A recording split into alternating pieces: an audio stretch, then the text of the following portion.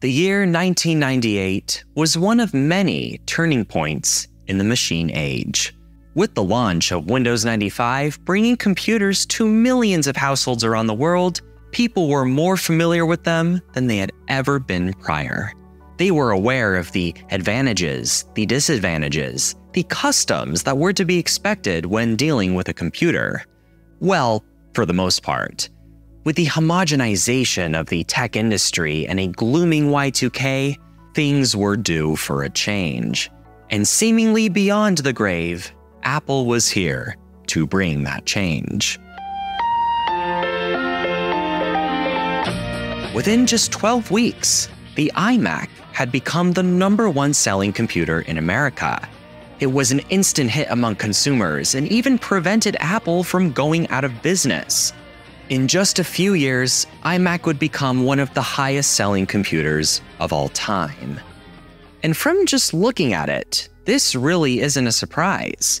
The computer quite literally brought the color into an otherwise boring and dull PC world.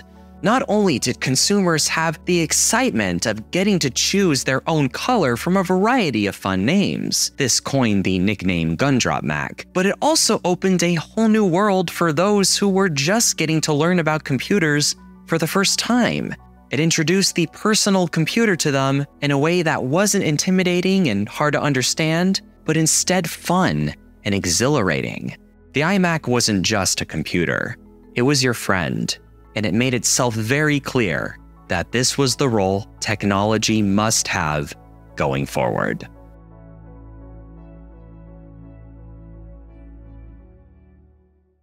You know, life is hard when you're this good looking. Imagine staring in the mirror every day and just falling in love with yourself when you wake up. But you know what helps keep my mind off of things? Squarespace. Now, Squarespace is a website builder, but not just any website builder. It's super easy, fun, and great for anyone looking to put their own personality on a web page. It's great for people who want to create their own business or who just want to show their creativity. As I've mentioned before, I just can't get enough of Squarespace's Fluid Engine feature. It allows me to pick a pre-made template to choose from and then gives me all the tools needed to turn it into something new.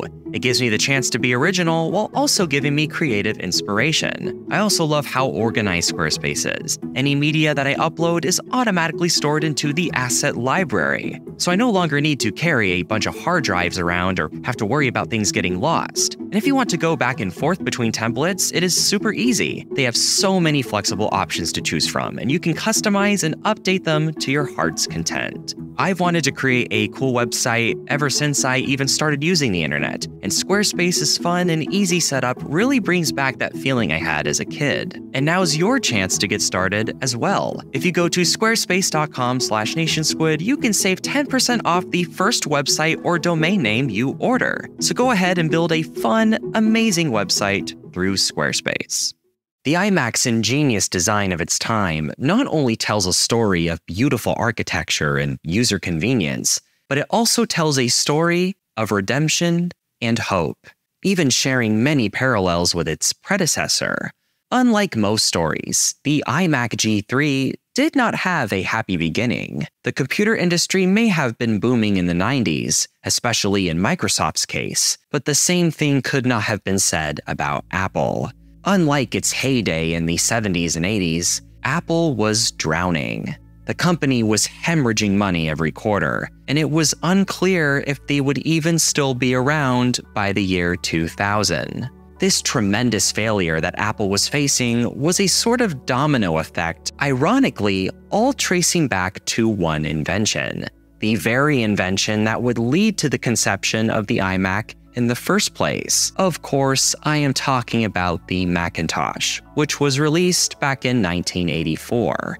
The Macintosh is arguably one of the most interesting tales of the information age, an invention regarded with so much ambivalence from tech historians, it has become somewhat of an enigma. How could a computer be so ahead of its time, yet so behind it?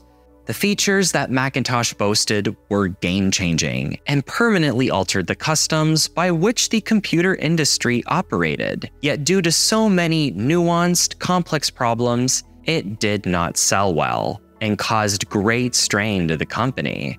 Things got so heated that Apple's CEO, Steve Jobs, had left the company completely by 1985. Now, Apple's next task was to figure out how they were going to operate without him. Apple had the Macintosh, but no vision, and Jobs had the vision, but no company. So Jobs' only choice now was to start a new company that could re-manifest that creativity that gave him the Macintosh. This company would be called Next Computer.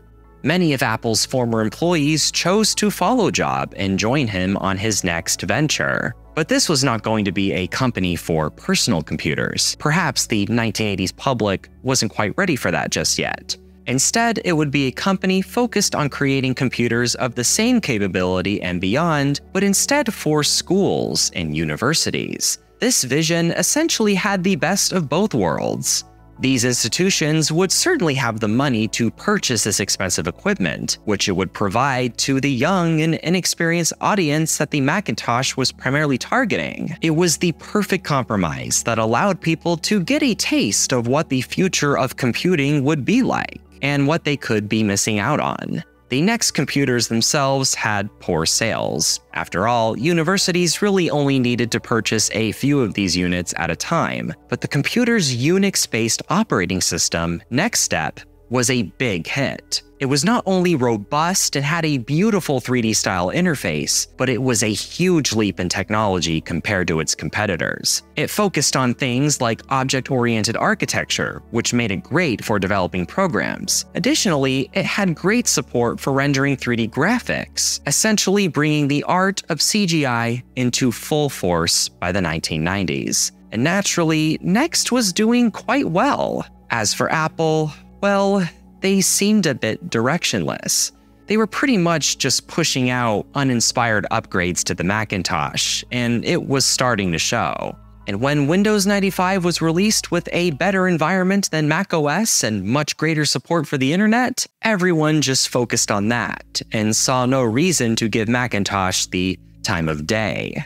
That was when things took a nosedive for the company. Apple was starting to realize the mistake they made, and they essentially had one last chance to save themselves.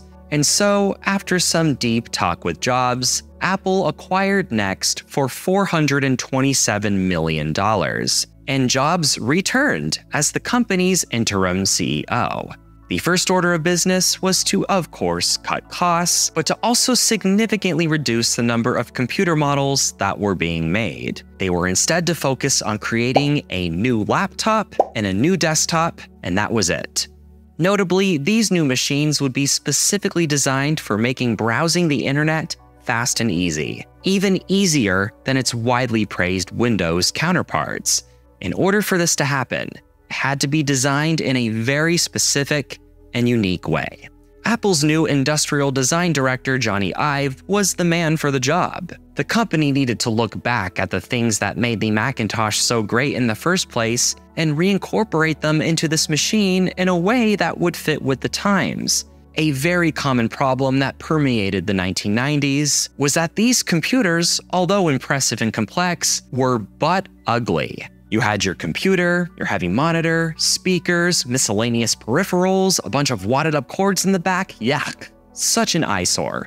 And to add insult to injury, you had everything in this ugly beige color. Going from this to this within a 15-year time frame seemed like a step backwards, not forwards. This machine was going to change that. It had to, if this was really going to make surfing the web easy. Ive's vision was to readapt the all-in-one concept. Everything was built in and only required one cable. Not only that, it was going to be pretty, something that you would want to look at.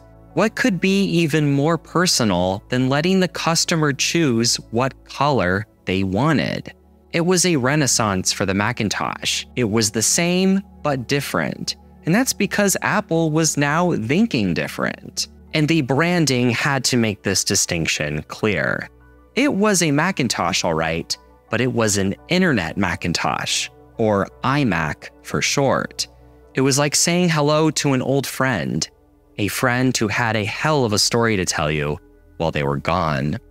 And when you put it like that, it truly is no wonder why the iMac became the monster hit that it was. But let's go back to that whole thing about the internet. Yes, the machine's incredible design certainly helped, but was there anything specific the iMac did that made going on the internet easier than using something like a Windows PC?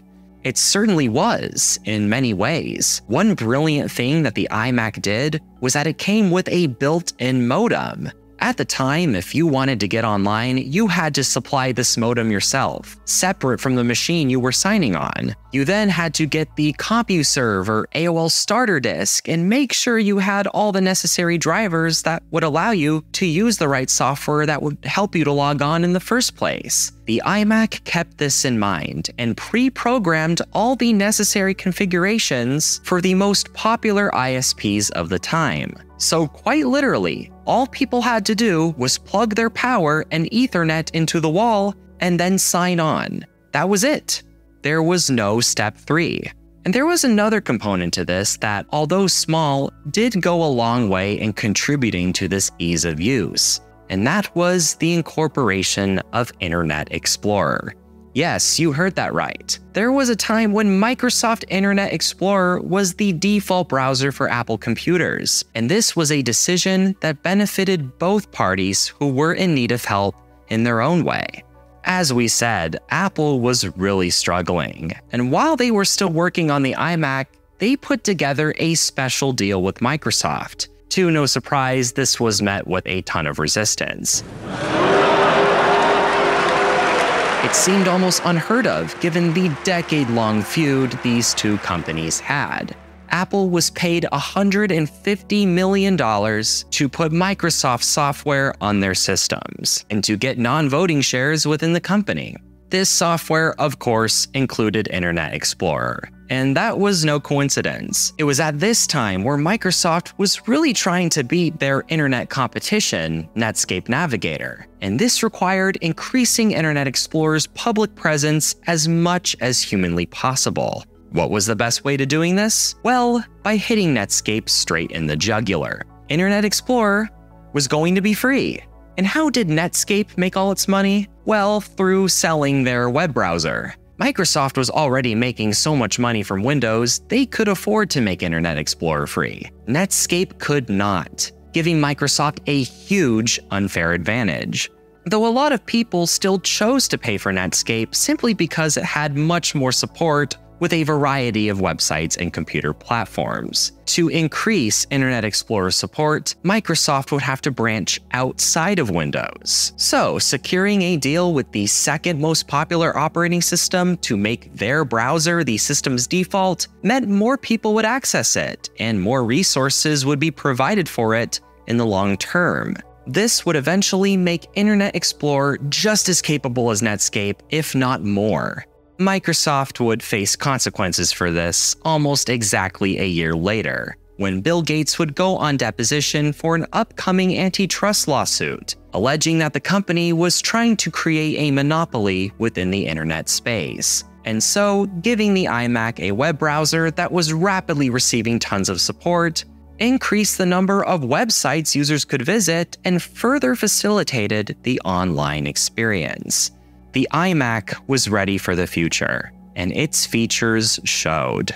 Apple made the very controversial decision to remove the floppy drive and instead replace it with the CD drive, as they believed that floppies were on the way out.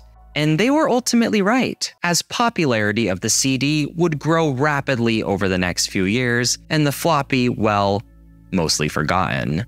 In addition to being Y2K safe, the iMac was designed to leave the 90s behind and instead focus on the new millennium. Fittingly, in the year 2000, something would happen that would change the course of all Apple computers over the next 20 years. With the acquisition of NeXT, naturally came the acquisition of its software, NextStep. The incredible breakthroughs it made could not be ignored.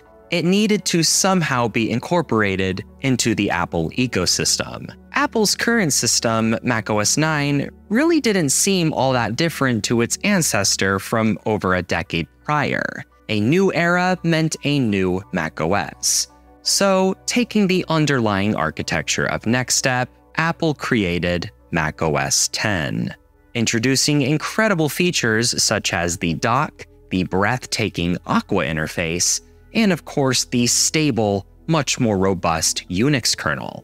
Over the years, dozens of groundbreaking programs would come to this new OS. The iMac became synonymous with the easy, fun, and friendly computer experience. It took what was great about the Macintosh while also fixing all its problems. Through its personal, striking design, it embraced that retrofuturism that generations had waited decades to finally see. The age of the Jetsons was finally here.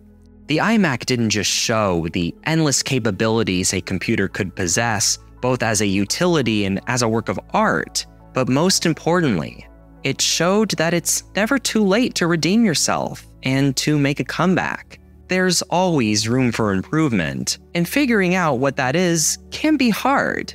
But at the end of the day, all it takes is to think different. And of course, it also requires supporting me on Patreon and becoming a channel member. Just click join or visit patreon.com/nationsquid. That's what truly saved Apple after all. A special thanks to my patrons and channel members for making this video possible.